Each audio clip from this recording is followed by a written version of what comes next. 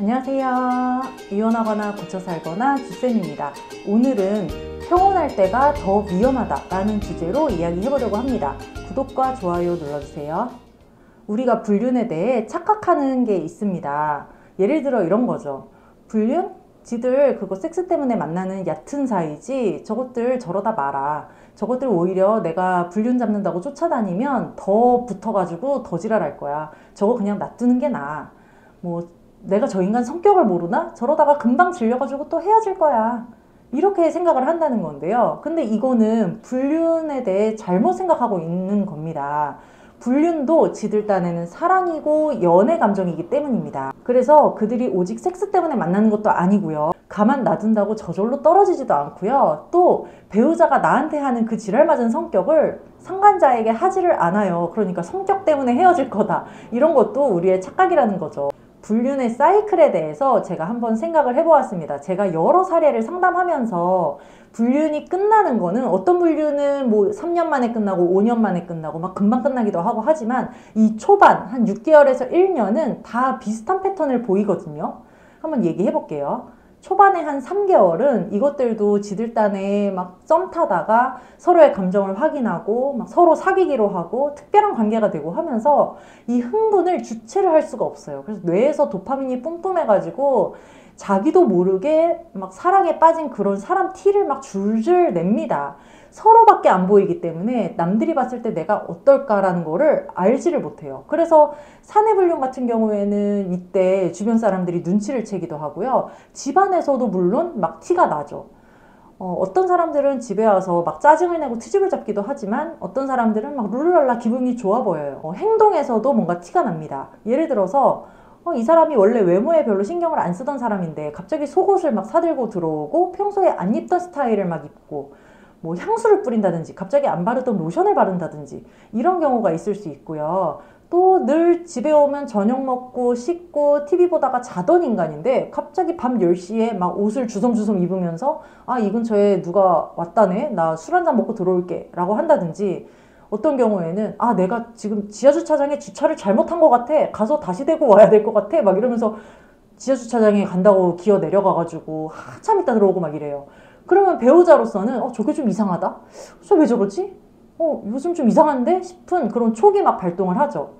그래서 어떻게 보면 이 3개월쯤에 가장 많이 걸리고요. 증거를 잡을 때도 요 3개월쯤 됐을 때 촉을 느꼈을 때 집중해가지고 막 증거를 잡아야지 요 시기에 어영부영 해가지고 놓쳤다가는 증거 잡기가 힘들어지는 겁니다. 그러다가 점차 둘 사이도 안정이 되고 그 뇌에 도파민이 다 빠지고 이렇게 막 흥분을 했다가 시간이 지나면 좀 이렇게 가라앉잖아요. 그러면서 안정기에 접어들어요. 이 안정기에 접어드는 게 한 6개월쯤 됐을 때더라고요.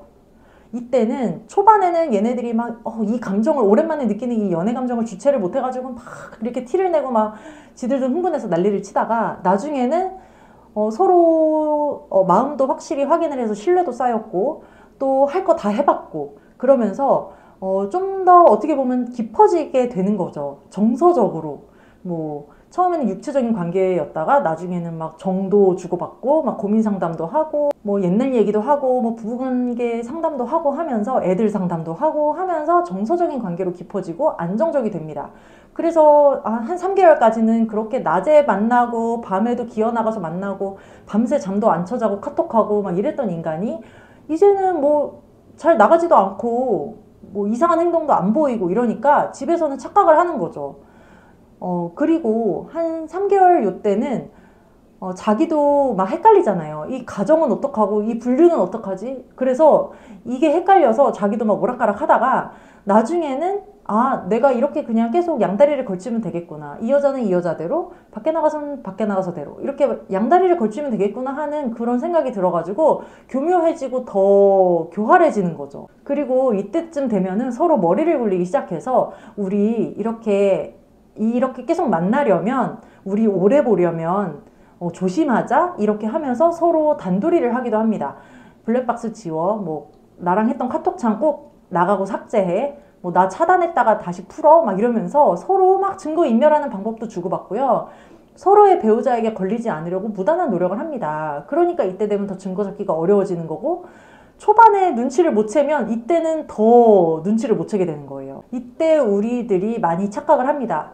3개월쯤에 우리가 초기 있었을 때 증거 잡고 막 이랬던 분들은 내가 한바탕 뒤집어 엎었더니 이것들이 좀 쫄았구나. 역시 내가 경고했더니 이것들이 좀 떨어졌나 보네. 이렇게 생각을 하기도 하고, 가만히 두고 보자 했던 분들은 이것들이 역시 가만히 놔뒀더니 저절로 이게 관계가 없어졌구나. 헤어졌네.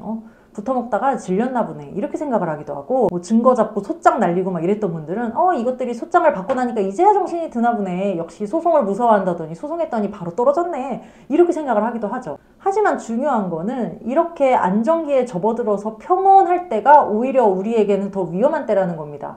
이것들 이제 장기전으로 들어가서 계산기 두들길 수 있게 됐거든요. 그래서 가서 막 이혼 변호사를 만나기도 하고, 뭐 이혼하면 재산 분할을 대비해서 재산을 빼돌릴 궁리를 하기도 하고, 내 등에 칼 꽂을 궁리를 할 수도 있는 거고요. 아까 말씀드렸듯이 안정적인 불륜으로 접어들었기 때문에 오히려 이제는 더 장기전이 되어버린 겁니다. 그래서 배우자가 여전히 나한테 생활비도 주고 있고, 뭐 여전히 애들한테도 잘하고 집안일도 잘하고, 또 뭐 내가 섹스하자고 했을 때 또 한 번씩 해주기도 하고 하는 거 보니까 저거 떨어졌구나, 이제 끝났다 라고 안심해서는 절대 안 된다는 거죠.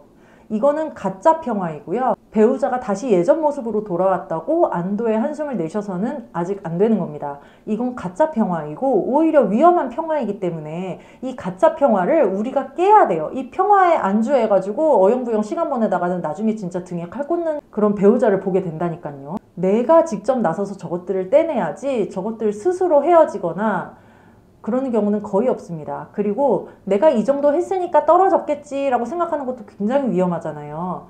내가 이 정도 했으면 떨어졌겠지가 아니라 또 치고 또 치고 이것들 정말 헤어졌는지 확인사살하고 그러는 각오와 태도가 필요합니다. 네, 이거나 그거나 카페에 들어오시면 제가 쓴 칼럼도 있고 다른 분들의 사연도 있으니까요. 이거나 그거나 카페로 들어오셨으면 좋겠습니다. 여러분 안녕. 다음 시간에 또 만나요.